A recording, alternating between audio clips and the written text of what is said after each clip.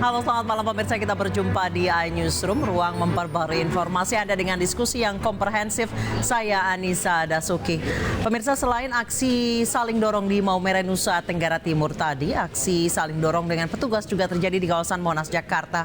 Ratusan pengungsi asal Afghanistan menerobos penjagaan saat menuju kantor Amnesty International Indonesia. Sejumlah anak dan balita nyaris terjepit di tengah kerumunan.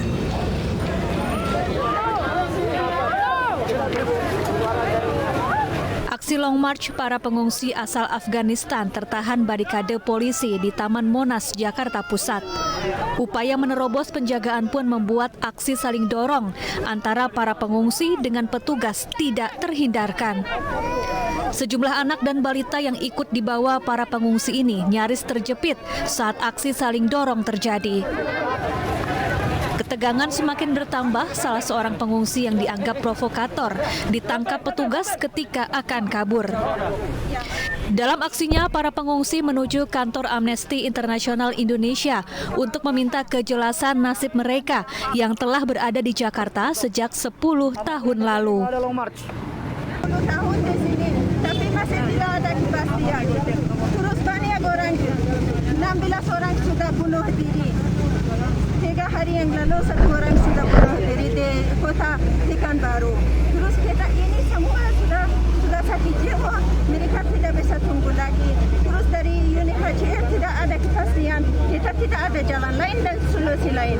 Kita mau keluarkan keluhan kita biar semua manusia dan aktivis human rights.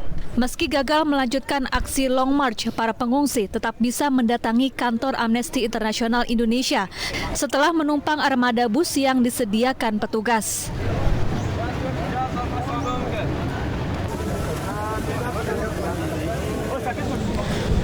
Polisi menangkap pelaku utama kasus penusukan yang menewaskan seorang anggota TNI di Waduk Pluit, Penjaringan, Jakarta Utara. Pelaku sempat menjadi buronan polisi. Burhanuddin, pelaku penusukan dalam insiden pengeroyokan anggota TNI di Waduk Pluit, Penjaringan, Jakarta Utara, akhirnya tertangkap. Setelah ditangkap, ia pun langsung diserahkan ke Direktorat Kriminal Umum Polda Metro Jaya tengah malam tadi.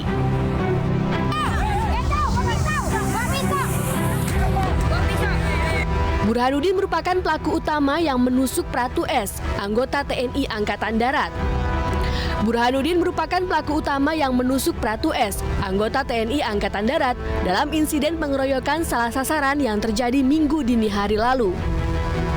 Dalam insiden itu, 8 orang dari kelompok pelaku yang berada di lokasi dan 7 diantaranya sudah diamankan. Terima kasih banyak ya.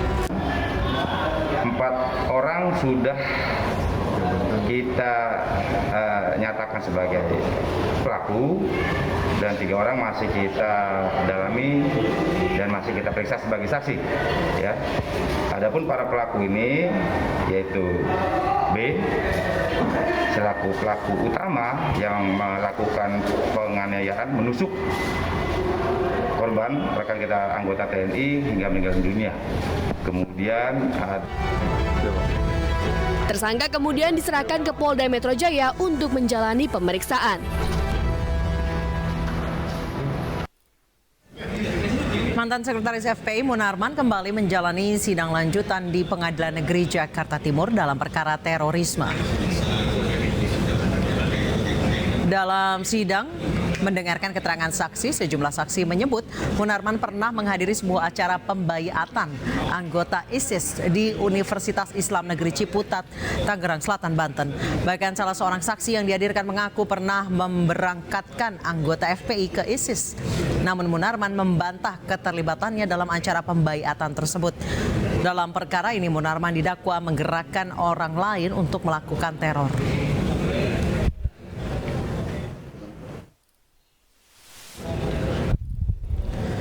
Gaga Muhammad divonis 4,5 tahun penjara terkait kasus kecelakaan lalu lintas yang menyebabkan selebgram Laura Anna lumpuh hingga meninggal dunia.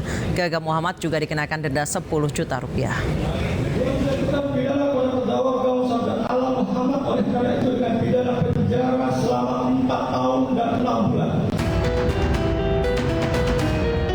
Majelis Hakim Pengadilan Negeri Jakarta Timur menjatuhkan vonis 4,5 tahun penjara dan denda 10 juta rupiah kepada Gaung Sabda Alam atau Gaga Muhammad karena terbukti bersalah dan lalai saat mengemudi dan menyebabkan selebgram Laura Anna lumpuh hingga meninggal dunia.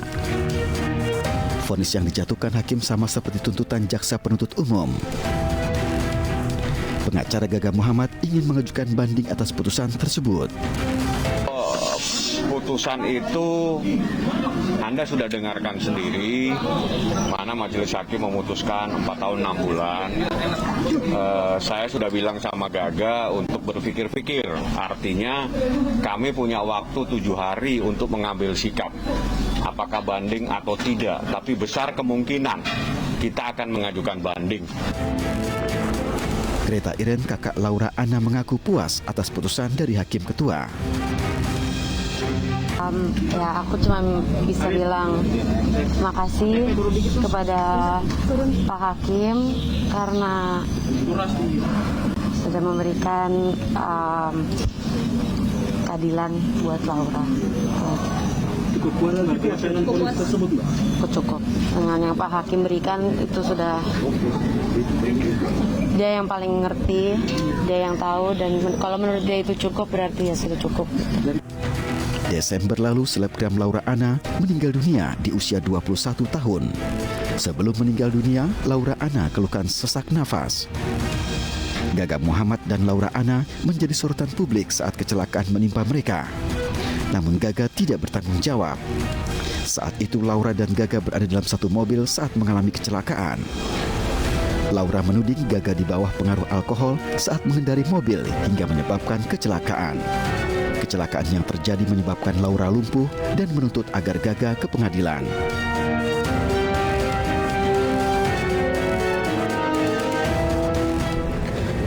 Kasus pencemaran nama baik yang dilaporkan Nicholas Sean Purnama atas Ayu Thalia memasuki babak baru. Ayu Thalia disebut telah ditetapkan sebagai tersangka. Sebagai korban, malah dituduh menfitnah. Selebgram Ayu Thalia resmi ditetapkan sebagai tersangka terkait kasus pencemaran nama baik yang dilaporkan putra Basuki Cahayapurnama, Nicholas Sean Purnama. Terkait status hukum sang selebgram, pihak penyidik Polres Metro Jakarta Utara akan memanggil Ayu Thalia besok. Hubungannya teman, karena Tania Ayu adalah SPG di showroomnya Rudy Salim, showroom mobil Rudy Salim. Di situ Sean kenal sama Tania Ayu. Untuk kasus ini, baik putra Ahok dan selebgram Ayu saling melaporkan. Ayu melaporkan anak Ahok ke Polsek Penjaringan karena dugaan penganiayaan, sementara putra Ahok melaporkan Ayu ke Polres Jakarta Utara atas dugaan pencemaran nama baik.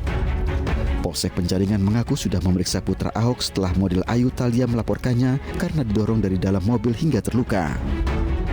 Putra Ahok menolak tuduhan dan mengatakan Ayu bukan didorong, melainkan terjatuh. Pemirsa, seekor harimau Sumatera muncul saat pekerjaan perusahaan perkebunan di Kabupaten Pasaman, Sumatera Barat melakukan pembukaan lahan. Video kemunculan harimau Sumatera tersebut beredar luas di media sosial.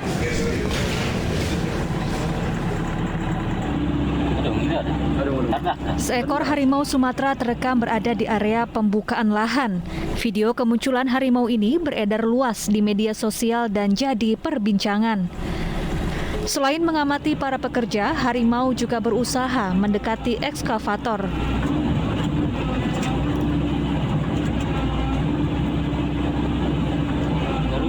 Kemunculan harimau juga menghebohkan warga. Camat sekitar membenarkan video yang beredar. Harimau menampakkan diri di sekitar lokasi kebun warga, tepat berada di daerah Kecamatan Lembah Melintang, Kabupaten Pasaman Barat. Untuk kedepannya, pada warga dan masyarakat yang bertani di sekitar kejadian tersebut, supaya tetap waspada, karena kita tidak tahu harimau ini tujuannya apa. Biasanya kalau harimau yang datang ke kebun masyarakat, biasanya sudah harimau lapar. Sementara itu, pihak Sumatera Barat membenarkan kemunculan harimau Sumatera di area pembukaan lahan dan telah menerjunkan tim ke lokasi. Dan pemirsa, kami sudah terhubung dengan Ardi Andono, Kepala BKSDA Sumatera Barat. Selamat malam Pak Ardi. Selamat malam Mbak. Pak Ardi, jika dilihat dari lahan yang baru dibuka, apakah memang tadinya adalah habitat dari harimau tersebut Pak? Bukan, itu bukan lahan yang dibuka. Itu merupakan jalan yang sedang diperbaiki oleh PT Sinar Halomoan, Mbak. Dan itu merupakan memang berdekatan sama habitat harimau yang berada di Sumatera Barat. Jadi habitat ini merupakan landscape panjang yang membentang antara CA Maninjau hingga ke Batanggadis, seperti itu. Baik, jadi ini bukan lahan yang baru dibuka ya Pak ya, melainkan jalan bukan. yang diperbaiki. Ini memang sangat dekat dengan habitat harimau Sumatera ini Pak? Ya, itu merupakan koridor, jadi bukannya sangat dekat, emang berada di situ. Oh oke, memang berada di situ ya Pak ya, habitatnya ya. Selama ini Betul. Apakah pernah terlihat harimau Sumatera di sekitar situ sebelum ini Pak? Oh iya. Sebelum ini juga ada, tahun 2021 itu ada di situ. Kita juga melakukan evakuasi, merelokasi harimau yang berada di bawah, kemudian dinaikkan ke atas. Seperti itu, tahun lalu seperti itu, bulan Juli. Biasanya penyebab kemunculan itu apa Pak? Apakah memang di wilayah yang lebih tinggi makanannya sudah mulai berkurang atau bagaimana? Ya betul, jadi di saat ini itu di Sumatera Barat sedang terjangkit penyakit ASF, African Swine Fever, yang menyerang babi hutan. Jadi babi hutan ini banyak yang mati massal di sekitar sini, seperti itu. Sehingga harimau ini keluar, kemungkinan juga mencari mangsa, seperti itu. Baik, sejauh ini untuk apa ya Pak ya, untuk menanggulangi krisis pangan yang terjadi di wilayah habitat harimau Sumatera, apa yang dilakukan Pak? Kita melarang perburuan yang berada di sekitar situ, kemudian kita juga melakukan patroli supaya tidak terjadi konflik harimau berkelanjutan, seperti itu. Baik, kalau dilihat dari kondisi harimaunya, ini sepenglihatan saya orang awam ini terlihat sangat kurus Pak. Apakah memang saat ini kondisi hewan predator yang berada di atas itu memang sedang sangat kesulitan makan Pak, selain dari babi hutan mungkin yang lain rusa atau dan sebagainya? Kalau dari kondisi ini sangat sehat ya, dari warnanya cerah. Kemudian ini kemungkinan ini betina muda Pak. Jadi betina muda, dia bisa jadi mencari homreng baru, seperti itu. Kalau untuk pakan yang lainnya memang masih banyak. Kita beberapa kali melakukan pengecekan lokasi tersebut, dijumpai jejak rusa dan sebagainya. Baik, jadi selain babi hutan sebenarnya pakan yang lain masih aman ya Pak ya? Masih aman. Baik, sejauh ini apakah macan betina ini sudah berhasil dievakuasi Pak, dipindahkan ke atas Pak? Oh belum, jadi kami melakukan istilahnya penggiringan ya. Kita melakukan penggiringan dengan bunyi-bunyian, terutama dengan menggunakan meriam spiritus. Dengan seperti itu diharapkan harimau ini bergeser ke atas mendekati hutannya, seperti itu. Baik, apakah tadi Bapak mengatakan tahun 2021 juga sempat terlihat, apakah ini bisa diidentifikasi sebagai harimau yang sama Pak? Kemungkinan itu memang ada ya. Kebetulan juga di Sumatera Barat ini masyarakat di sini sudah terbiasa hidup berdampingan dengan harimau. Mereka sudah terbiasa melihat adanya harimau seperti ini. Sejauh ini apakah pernah ada konflik Pak dalam kurun 1 tahun terakhir? Kalau konflik itu yang menyebabkan kematian manusia tidak ada. Adapun konflik yang ada itu harimau memakan satu anak sapi itu berada di Agam. Kita sudah melakukan evakuasi itu sekitar 2 minggu yang lalu. Baik, sejauh ini dari BKSDA sendiri apakah akan mencari harimau betina ini kemudian nanti digiring ke kawasan yang lebih tinggi Pak? Tidak, jadi melakukan evakuasi itu merupakan langkah terakhir Mbak. Jadi langkah terakhir, jadi ini kita selalu, sekarang adalah kita menjaga jangan sampai ada masyarakat masuk, kemudian masyarakat selalu waspada, kemudian kita mencoba untuk menggiring. Kami juga sudah memasang kamera trap di beberapa lokasi, titik-titik poin, sehingga apabila harimau itu sudah kembali ke habitatnya, itu kita sudah mengetahuinya dari situ. Baik, kita harapkan memang tidak terjadi konflik antara harimau dengan manusia. Terima kasih Pak Ardi Andono, Kepala BKSDA Sumatera Barat telah bergabung dengan kami. Pemirsa, makam Upin Ipin di Palu, Sulawesi Tengah menghebohkan masyarakat dan viral di media sosial. Pihak rumah produksi Upin Ipin pun memberikan klarifikasi.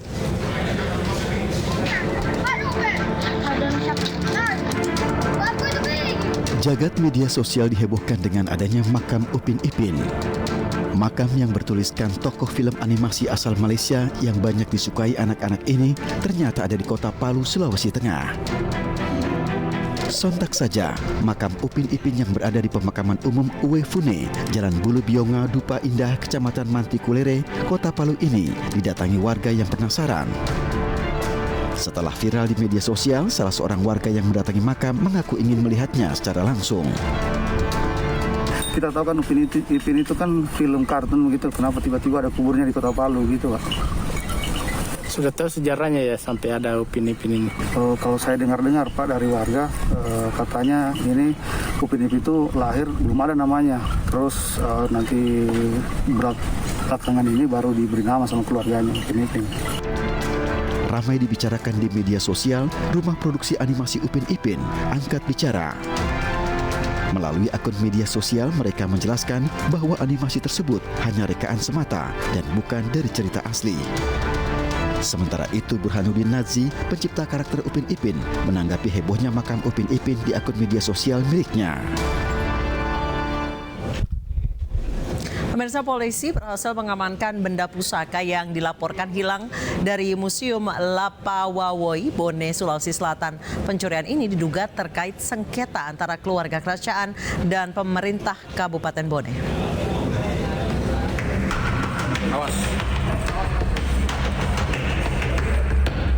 Ratusan benda bersejarah yang raib dari Museum Lapawawoi Bone, Sulawesi Selatan telah ditemukan dan diamankan di Polres Bone.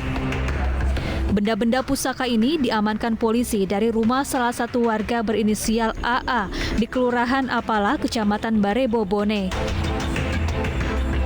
Hingga saat ini belum ada tersangka dalam kejadian ini. Polisi masih melakukan penyelidikan dengan memeriksa sejumlah saksi, termasuk mendalami dugaan keterlibatan orang dalam. Tersangka? Sampai ini kami belum bisa menetapkan sebagai tersangka karena masih memeriksa saksi-saksi, karena masih ada dugaan-dugaan yang perlu kami periksa, baik dari pemerintah maupun dari pengelola dari Museum Lapawawoi, dalam hal ini Dinas. Sebelumnya, ratusan benda bersejarah yang disimpan di Museum Lapawawoi, Kabupaten Bone, hilang. Pencurian ini diperkirakan terjadi pada Sabtu malam. Benda yang hilang merupakan aset pemerintah Kabupaten Bone yang telah bersertifikat nasional dan memenuhi syarat sebagai benda peninggalan sejarah.